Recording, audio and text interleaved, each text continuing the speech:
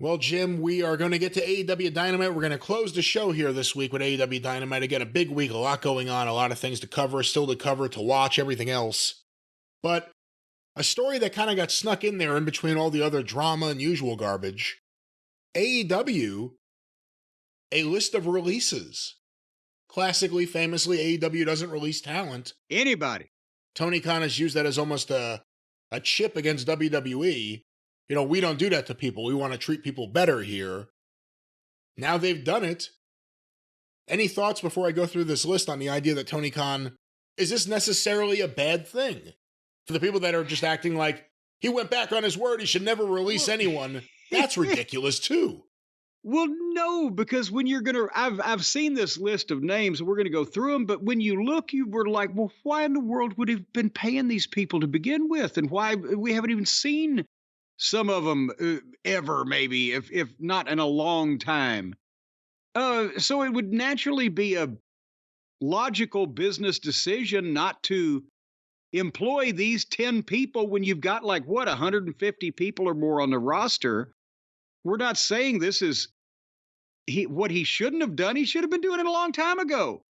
And it was to the point where many people were saying right when Punk comes out, does the interview and says it's a clown show, not a business, then he releases people like a real boss.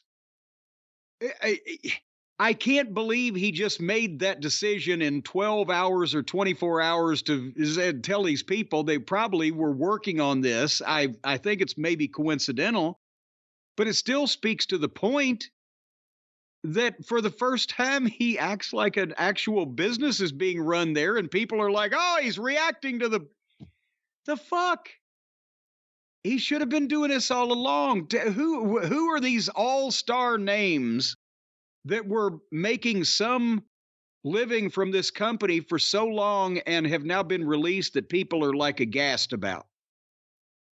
Yeah, we have a few things here. Let's go to the names. These are the names AEW has released as of now, so far. Anthony Henry. Who? Anthony Henry. I believe he was one of the workhorsemen. Well, did we lose the horse or the work? Didn't they just put out a new t-shirt? Well, whatever. Who knows? The Tate Twins, also they known as... They might have put the fucking t-shirt out on their own bodies. Who's going to buy a workhorseman t-shirt? The Tate Twins, also known as the Boys, as in Dalton Castle's Boys. Yes, they're two kids. I think they're from Knoxville. And they're two young brothers that look very similar. They're very small. They're very nice kids. I believe I met them a time or two. And when have we seen them? I can't believe that he had these people on contract instead of booking them on a per event basis. Then how many more people has he got on contract that just get a check every week we never fucking see? Well, Jim, on that topic there, also released Stu Grayson. He left and came back, didn't he? He had left and come back, and he was a member of the Dark Order. That's right. Yes, he was one of Patient Zero's in the Dork Order, the Super Smash Brothers, what was their name? Uno and Dos or whatever. Instead of, you mean the fat guy in the pleather shark mask is still there, but this guy was somewhat of an athlete. They couldn't figure out anything to do with him. They let him go, then they re-signed him. And then we never saw him again. He was barely used ever again. He was working indie shots. All right. Well, there was well, they didn't want him to go. He went away mad the first time, so they didn't want him to go away mad. So they brought him back and paid him so that he could go do whatever he wanted elsewhere.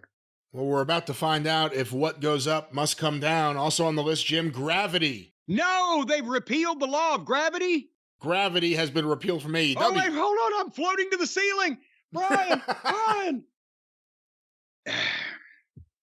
He was on contract. I guess now he can go back to NASA and start moonwalking again. They own the name, so he's going to use the name Newton's son on the Indies. Jim also released This one was surprising, I must say. Dasha Fuentes, who is I guess you could almost say the Mike McGurk to Justin Roberts' Howard Finkel, although that's a disgrace to Howard Finkel. I was about to say, I don't know you did either one of those folks any good, but she was one of the girl interviewers in the back, along with Dallas Page's daughter, right? That's right, and she was also ring announcer.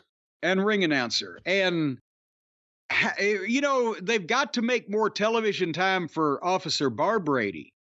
He's got to be on more. We don't see him nearly enough. So, I mean, this girl did a fairly good job, did she not? I thought she did a very good job, and I thought it was a nice change of pace from Justin Roberts. I don't know what else to say about this. I'm not sure what caused this. Potentially, she was too good. They couldn't have that. Also on the list, Jim, Slim J. Who? Slim J.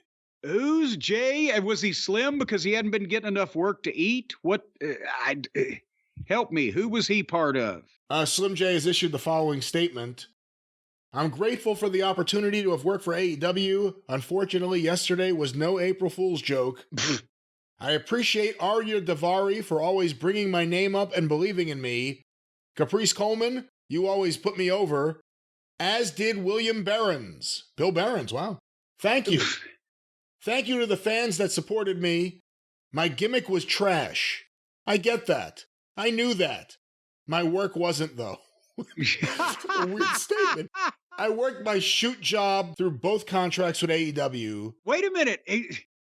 Well, then what were they paying him if he had a contract and we never really saw him? He couldn't have been working that much and he had time to work another job. Why was he working another job while he was on contract with the... Okay, never mind. My role there was to act rich. I've always been far from that in real life. Promise that. All I wanted to do once I was signed was to get my wife and daughter out of the shithole we live in. They're my everything, by far. I failed.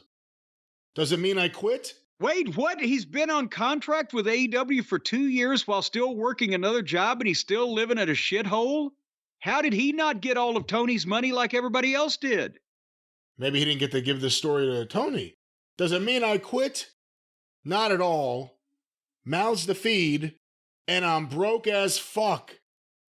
So I'm looking for a second job. Stop sleeping on me. So there's a statement. We don't know who Slim J is, but a very passionate statement there. A lot of emotion, and you feel bad actually when you hear about that.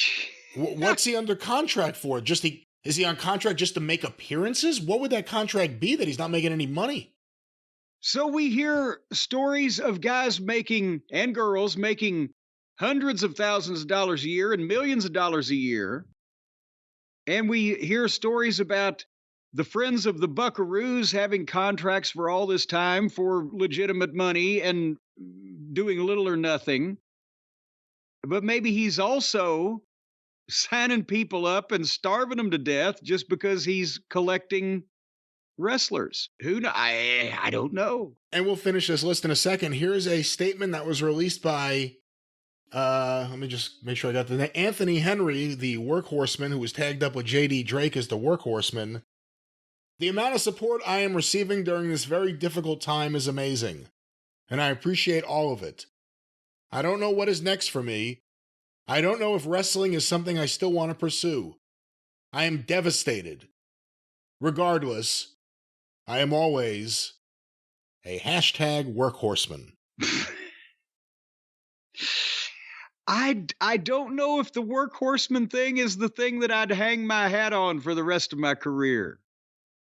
What are your thoughts in general of talent that are released putting out these emotional statements on social media?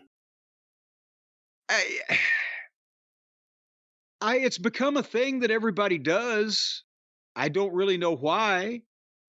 I'm going to call attention to the fact that they released me after I've never been seen on their television or only in a minor role, but I'm going to thank everybody. But I don't know. Go on. Announce that you are ready to be fucking booked and your talents utilized. Yeah, but I don't know about all of the. Thank you, everyone, for firing me. It was great while I was there getting paid. Well, Jim, 3 more names on the list. Parker Bordeaux. Okay, was he? He was the amateur that was with the WWE for a while, and they had initial high hopes and then released him. And then he went there, and we saw him a time or two with the tattooed faced guy and something else, and then they all disappeared. They were the original Mogul affiliates or Mogul associates, or before it was an embassy. Before it was an embassy, before they went worldwide, they were just domestic. And he's gone. Well, that's terrible. Also, Jose the assistant. Oh, Jose. Certainly, he's going to find somebody else to assist in the near future, isn't he? Who was he assisting? He was. Because he wasn't Alex, because Alex assists most of the luchadors. Well, no, Jose was assisting. Well, no, he was with Penta. He was with Phoenix. He was with all of them for a while there. No, Jose was with Andrade. He was with Andrade, maybe, but he was also with Rush. And he was with, right? Wasn't he with the whole thing where Preston Vance got kidnapped and tied up? Taken away and held for ransom? Yes. By the way, where did that go? What was the budget to film that? Where did that go? It went nowhere. I don't know. And where did Rush go? We know Andrade went back to the WWE. Where did Rush go? I don't know. He was in a real hurry. Someone told me he was on Twitter tweeting out positive things about WWE. So I don't know. I haven't seen it myself though. But and finally, Jim. Back. The last name on the list, Jorah Joel. What? I don't know who this is, if it's male or female, but Jorah Joel. Jora, as in Jorah, Johl. Joel. But that's the thing is, have you ever even seen that name written on the internet in relation to wrestling? That's a complete mystery name. I wish them all the best, whoever it may be, man, woman, or child. Well, just to wrap up the segment, here's a previous quote from Tony Khan I'll read about not releasing talent. There's not a lot of loyalty at times, and there should be. And this is a family business. We're not a public company. Even if I get punched in the face with circumstances, it doesn't mean I'm going to take it out on the staff by cutting 100 staff or laying off 30 wrestlers. And I really care about the people here. I would do anything I can to protect the jobs and livelihood of the people that work here. And that's a family business. And that's the difference between a family business and a public company in a lot of ways. And not every family business has those principles, but we do. And that's just how I was raised. Yeah, but that was what he said before. And you know the old saying, the less a man makes declarative statements, the less likely he is to be proven a fool in retrospect. However, at this point, he's got 150 something wrestlers, plus he has producers and agents, he has TV people, he has announcers and referees. Whose family is this? Nick Cannon's? How big can a family get before the redheaded stepchild or the unwanted cousin has to, fucking go find another place to live? You can't just continue to hire these people that he's paying all this big money to and continue to pay people that we never see and that are not mattering that much in this equation. Any amount of money. It's business. But some of those guys, remember, that were there from the start, that contracts expired. He paid guys for 3 and 4 years in some cases that mattered little or nothing to his program. So I'm not surprised he's doing this, but you can't.